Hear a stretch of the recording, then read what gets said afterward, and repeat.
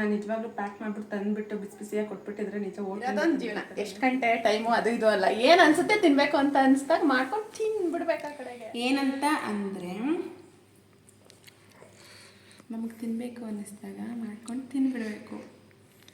ಆ ಟೈಮು ಮತ್ತೆ ಸಿಗಲ್ಲ. ಅಂದರೆ ನಮ್ಮ ಮನಸ್ಸು ಇಷ್ಟಪಟ್ಟಿದ್ದಾಗ ಮಾಡ್ಕೊಂಡು ತಿಂದರೆ ಅದು ಒಂಥರ ತೃಪ್ತಿ. ಮನುಷ್ಯ ಅಂತ ಅಂದಮೇಲೆ ತಿನ್ನೋದ್ರಲ್ಲಿ ಅವನು ಸಂಪೂರ್ಣ ತೃಪ್ತಿ ಇರಬೇಕು, ಬೇರೆ ಯಾವುದ್ರಲ್ಲಿ ಹೆಂಗೋ ಅಂತ ಗೊತ್ತಿಲ್ಲ. ಬಟ್ ತಿನ್ನೋ ವಿಚಾರ ಅಂದರೆ ತೃಪ್ತಿಯಾಗಿರಬೇಕು. ತಿನ್ಬೇಕಂದಾಗ ತಿನ್ಬಿಡಬೇಕು ಮಾಡಿಕೊಂಡು. ಸೊ ಇದೇನು ಬೇರೆ ಏನು ತರಬೇಕಾ ದುಡ್ಡು ಕೊಟ್ಟು? ಇಲ್ವಲ್ಲ, ಎಲ್ಗಾರ ಹೋಗ್ಬೇಕಾ? ಸೊ ಇಷ್ಟ ಅದನ್ನು ಮನಸ್ಫೂರ್ತಿಯಾಗಿ ಮಾಡಿದಾಗ ಆ ಟೇಸ್ಟು ಸಹ ತುಂಬ ಚೆನ್ನಾಗಿರುತ್ತೆ. ಯಾಕಂದರೆ ಅರ್ಧ ಖುಷಿಯಿಂದ ಮನಸ್ಫೂರ್ತಿಯಾಗಿ ತಿನ್ನಬೇಕು ಅಂತ ಪ್ರೀತಿಯಿಂದ ಮಾಡಿರ್ತೀವಲ್ವ, ಅದರಿಂದ ತುಂಬ ಚೆನ್ನಾಗಿರುತ್ತೆ. ಮಾಡ್ಕೊಂಡು ತಿನ್ಕೊಬಿಡ್ಬೇಕು. ನಂತರ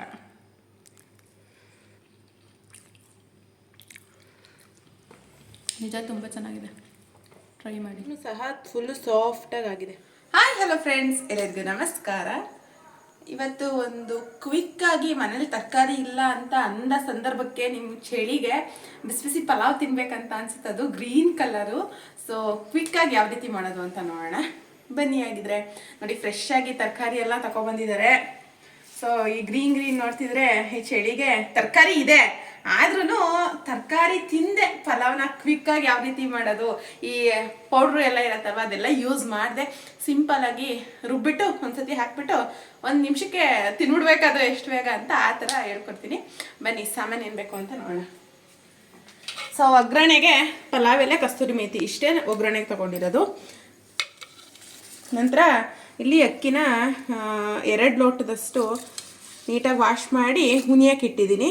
ಇದೆಲ್ಲ ಮಸಾಲೆ ಎಲ್ಲ ರೆಡಿ ಮಾಡ್ಕೊಳ್ಳೋಷ್ಟರಲ್ಲಿ ಸರಿಯಾಗತ್ತೆ. ಸೊ ಇನ್ನು ಮಸಾಲೆ ಇದೆ ಮೇಯ್ನು, ನೋಡ್ಕೊಳ್ಳಿ ಕರೆಕ್ಟಾಗಿ. ಅರ್ಧ ಹೋಳು ಕಾಯಿ, ಹಾಗೆ 2 ಈರುಳ್ಳಿ, 2 ಪಾವ್ಗೆ ಅಕ್ಕಿಗೆ ನಾನು ಹೇಳ್ತಾ ಇರೋದು. ಇದು 4 ಜನಕ್ಕಾಗತ್ತೆ. ಹಾಗೆ 3 ಟೊಮೊಟೊ, ಅರಿಶಿನ ಪೌಡ್ರು ಅರ್ಧ ಟೇಬಲ್ ಸ್ಪೂನ್ ಅಷ್ಟು, ಹಾಗೆ ಕೊತ್ತಂಬರಿ ಸೊಪ್ಪು. ಪುದೀನ ಇದ್ದರೆ ಪುದೀನ ಹಾಕೊಳ್ಳಿ. ಸೊ ಪುದೀನ ಇಲ್ಲ. ಹಾಗೆ ಹಸಿಮೆಣ್ಸಿನ್ಕಾಯಿ ಸ್ವಲ್ಪ ಹಾಕೊಳ್ಳಿ, ಯಾಕಂದರೆ ಗ್ಯಾಸ್ಟ್ರಿಕ್ ಆಗುತ್ತೆ ನೈಟ್ ಟೈಮು.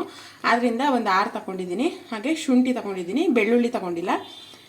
2 ಲವಂಗ, ಸ್ವಲ್ಪ ಚಕ್ಕೆ, 1 ಏಲಕ್ಕಿ. ಇದಿಷ್ಟನ್ನು ಸಹ ನೀಟಾಗಿ ನುಣ್ಣಗಾಗೋ ಥರ ಪೇಸ್ಟ್ ಮಾಡ್ಕೋಬೇಕು. ಸೊ ಬನ್ನಿ ಈ ಕಡೆ ಬಂದರೆ ಬೇಗ ಆಗಬೇಕಲ್ವ, ಅದಕ್ಕೋಸ್ಕರ ಇಲ್ಲಿ ಎಷ್ಟು ಬೇಕು ಅಷ್ಟು ಅಳತೆ ಮಾಡಿಬಿಟ್ಟು 4 ಲೋಟ ನೀರನ್ನ ಕಾಯಕ್ಕೆ ಇಟ್ಟಿದ್ದೀನಿ. ಈ ಕಡೆ ರುಬ್ಬಿ ಒಗ್ಗರಣೆಗೆ ಹಾಕುವಷ್ಟರಲ್ಲಿ ಇದು ಕುದಿ ಬರುತ್ತೆ, ಅವಾಗ ಬೇಗ ಆಗತ್ತೆ. ಸೊ ಇದ್ರ ಜೊತೆಗೆ ಇನ್ನೇನು ಮಸಾಲೆನೂ ಬೇಕಾಗಿಲ್ಲ, ಎಣ್ಣೆ ಹಾಗೆ ತುಪ್ಪ ಅಷ್ಟಿದ್ರೆ ಸೊ ಬೇಗ ರೆಡಿ ಮಾಡಬಹುದು. ಬನ್ನಿ, ಇವಾಗ ಟೈಮ್ ಬಂದು 9:20, ರಾತ್ರಿ 9:20. ಸೊ ನಾನು ಕೊನೆಯಲ್ಲಿ ಟೈಮಿಂಗ್ಸ್ ಹೇಳ್ತೀನಿ ಎಷ್ಟು ಬೇಗ ನಾನು ಮಾಡಿದೆ ಅಂತ.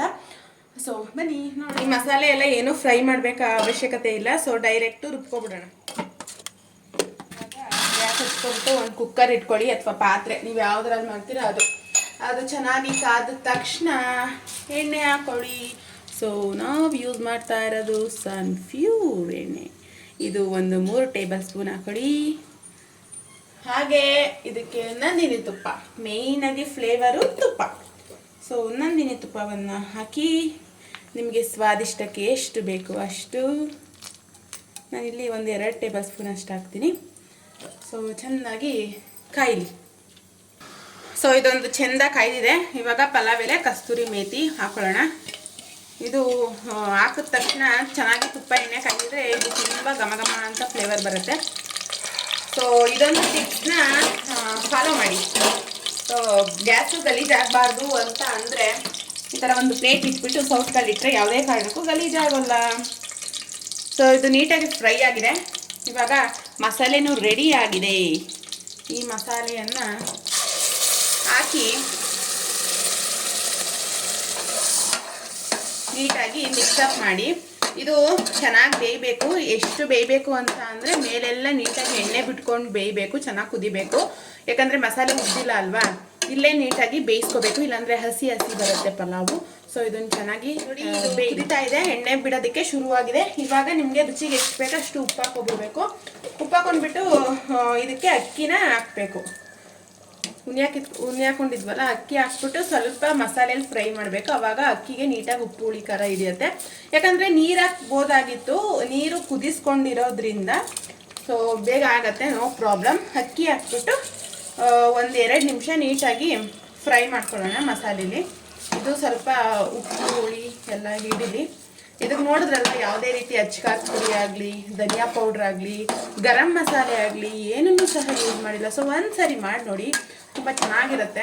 ಸ್ಮೆಲ್ಲು ಸಹ ಅಷ್ಟೇ ಚೆನ್ನಾಗಿರುತ್ತೆ. ಈ ಚಳಿಗೆ ಬಾಯಿ ರುಚಿ ರುಚಿಯಾಗಿ ಕೇಳ್ತಾ ಇರುತ್ತೆ. ಮಳೆಗಾಲದಲ್ಲಿ ಯಾರಪ್ಪ ಹೋಗಿ ತರಕಾರಿ ಬರೋರು ಅಂತ ಟೈಮಲ್ಲಿ ಕ್ವಿಕ್ಕಾಗಿ ಆಗ ಅಂಥದ್ದು. ನಾ ಕೊನೆಯಲ್ಲೂ ಸಹ ಟೈಮ್ ತೋರಿಸ್ತೀನಿ ಅಂತ ನಿಮ್ಗೆ ಹೇಳ್ತೀನಿ. ಸೊ ನೋಡೋಣ ಬನ್ನಿ. ಇದು ಸ್ವಲ್ಪ 2 ನಿಮಿಷ ಫ್ರೈ ಆಗಲಿ. ಸೊ ಇದು 2 ನಿಮಿಷ ಆಗಿದೆ. ಇವಾಗ ಬಿಸಿ ನೀರು ಕುದಿಯುತ್ತಿರುತ್ತಲ್ವ, ಅದನ್ನು ಹಾಕೋತೀನಿ. ನೀವು ಇದೇನಪ್ಪ ನೀರು ಈ ಕಲರ್ ಇದೆ ಅಂತ ಅನ್ಕೋಬೇಡಿ. ಅಕ್ಕಿ ತೊಳೆದ್ಬಿಟ್ಟು ಅದಕ್ಕೆ ಕರೆಕ್ಟಾಗಿ ಅಲ್ಲೇ ನೀರು ತಗೊಂಡು ಅದನ್ನು ಕುದಿಯೋದಕ್ಕೆ ಇಟ್ಟಿದ್ದು. ಸೊ ಇದು 1-2 ನಿಮಿಷಕ್ಕೆ ಸ್ವಲ್ಪ ಎಲ್ಲ ಮಿಕ್ಸಾಗಿ ಹರಡುತ್ತಲ್ವ, ಆವಾಗ ಕುಕ್ಕರ್ ಮುಚ್ಚಳನ ಹಾಕೊಳ್ಳೋಣ. ಆವಾಗ ನೆಕ್ಸ್ಟ್ ತಿರ್ಗಾ ಅಂತ ಅವಶ್ಯಕತೆ ಇರಲ್ಲ. ಸೊ 2 ನಿಮಿಷ ವೆಯ್ಟ್. ಇದಕ್ಕೆ ಏನಂತ ಹೆಸರು ಹೇಳ್ತೀರಾ ಅದು ಅಂತ ಹೇಳ್ಬಹುದು. ನೋಡಿ ತುಂಬ ಕುದಿತಾ ಇದೆ. ನೋಡಿ ಅರ್ಧ ಬೆಂದಿದೆ ಆಲ್ರೆಡಿ. ಇವಾಗ ಇದನ್ನ ಕುಕ್ಕರ್ ಮುಚ್ಚಳ ಹಾಕ್ಬಿಡೋಣ.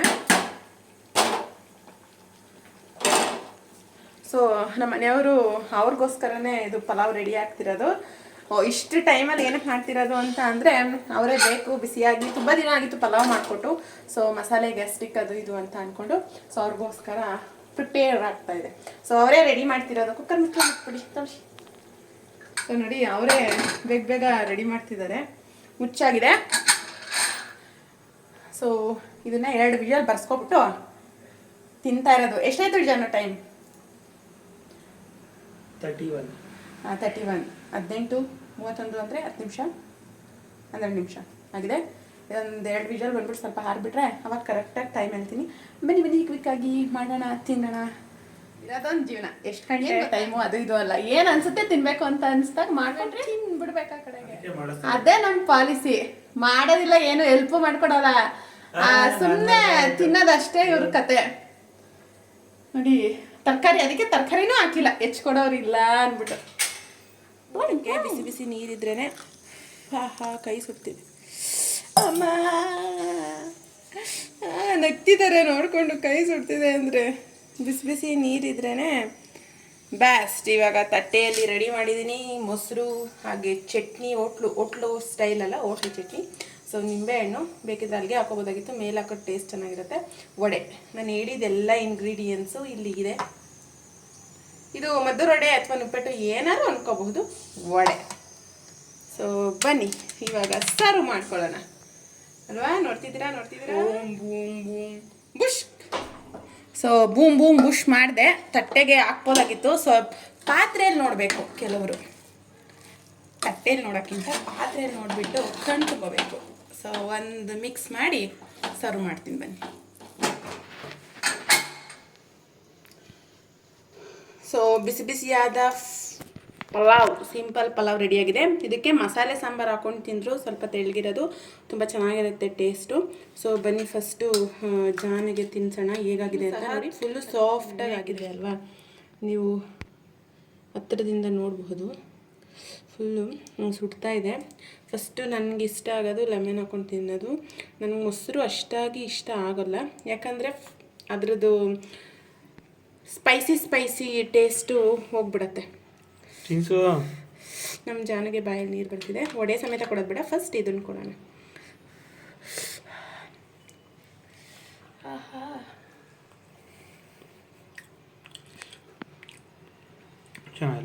ಚೆನ್ನಾಗಿದೆ ನಿಜ. ಅವ್ರಿಗೆ ಮೊಸರು ಇಷ್ಟು ಲೈಕ್ ಆಗತ್ತೆ, ಮೊಸರು ಹಾಕ್ಬಿಟ್ಟು ತಿನ್ಸಿದ್ರೆ.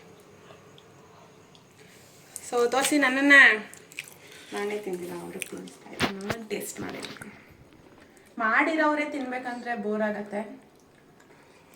ಮಾಡ್ಕೊಡೋರು ಇರಬೇಕು ಈ ಥರ ಐಟಮ್ನ. ಎಲ್ಲ ಲೈಟಾಗಿ ಕರೆಕ್ಟಾಗಿದೆ. ನೈಟ್ ಟೈಮ್ಗೆ ಸ್ವಲ್ಪ ಮಸಾಲೆ ಲೈಟಾಗಿರ್ಬೇಕಲ್ವ, ನಿಜವಾಗ್ಲೂ ಪರ್ಫೆಕ್ಟಾಗಿ ಚೆನ್ನಾಗಾಗಿದೆ. ಇದನ್ನು ನಿಜವಾಗ್ಲೂ ಪ್ಯಾಕ್ ಮಾಡಿಬಿಟ್ಟು ತಂದುಬಿಟ್ಟು ಬಿಸಿ ಬಿಸಿಯಾಗಿ ಕೊಟ್ಬಿಟ್ಟಿದ್ರೆ ನಿಜ ಹೋಟ್ಲಿಂದ ತಂದು ಕಡೆ ಬನ್ನಿ ಮಾಡಿ ತಿನ್ನಿ, ಎಂಜಾಯ್ ಮಾಡಿ, ತಟ್ಟಂತ ಮಾಡಿ ಪಟ್ಟಂತ ತಿನ್ನಿ. ಟೈಮ್ ಬಂದು 9:45.